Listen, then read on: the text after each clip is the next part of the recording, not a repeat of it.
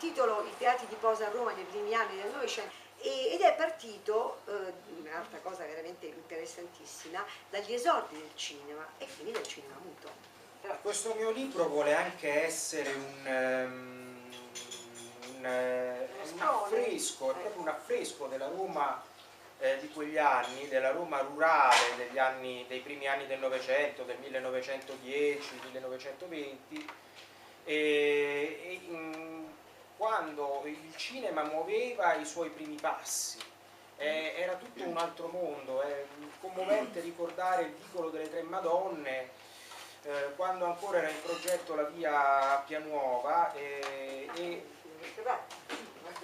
siamo in zona. E ancora non c'erano le macchine, i palazzi che ci sono adesso, ma si sentiva il profumo dell'uva. La casa di produzione, il teatro di posa, lo stabilimento cinematografico e soprattutto dal teatro di posa lo stabilimento cinematografico. Ecco, ci spieghi un attimino cosa sono queste tre realtà?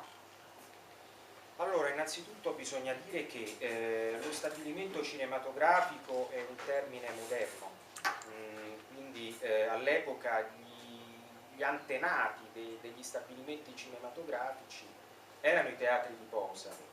Ovviamente perché teatri? Perché sì, non ha niente a che vedere con il teatro, però queste grandi strutture in legno, ferro e vetro e tutte in vetro. Ecco, perché poi dopo ci spiegherai perché sono in vetro, questa cosa stranissima.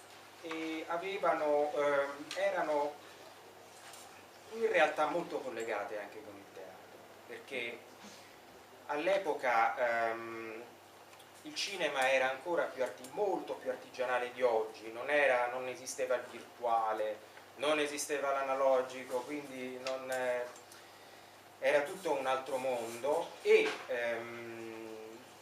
per esempio le pellicole venivano virate, cioè il famoso viraggio della pellicola, cioè addirittura dipinte a mano. I tre elementi che caratterizzavano questo cinema erano le grandi scenografie dipinte, lo spazio del quadro, perché l'inquadratura e lo spazio diegetico erano come fosse un grande quadro, un quadro d'arte. Spazio diegetico è tutto ciò che è all'interno dell'inquadratura, tutto ciò che è la porzione dello spazio inquadrato, e quindi tutto questo veniva molto curato dal regista. E poi chiaramente i grandi costumi, perché la Cines, come vedrete anche nel libro, che era la Cinecittà dell'epoca, era specializzata soprattutto nella produzione di film storici come Catilina, Gli ultimi giorni di Pompei, Capiria ripeto, era tutto un altro mondo dove dominavano queste grandi scene di massa,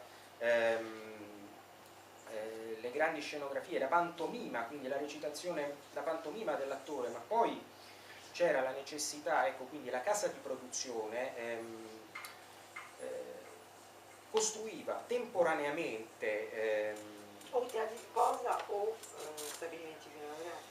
Costruivano i teatri di posa che, come ti ho detto, erano gli stabilimenti cinematografici dell'epoca, che nel caso di grandi società come per esempio la Cines comprendevano anche laboratori chimici, attrezzeria di vario genere, i laboratori di sviluppo e stampa del film, i camerini per gli artisti,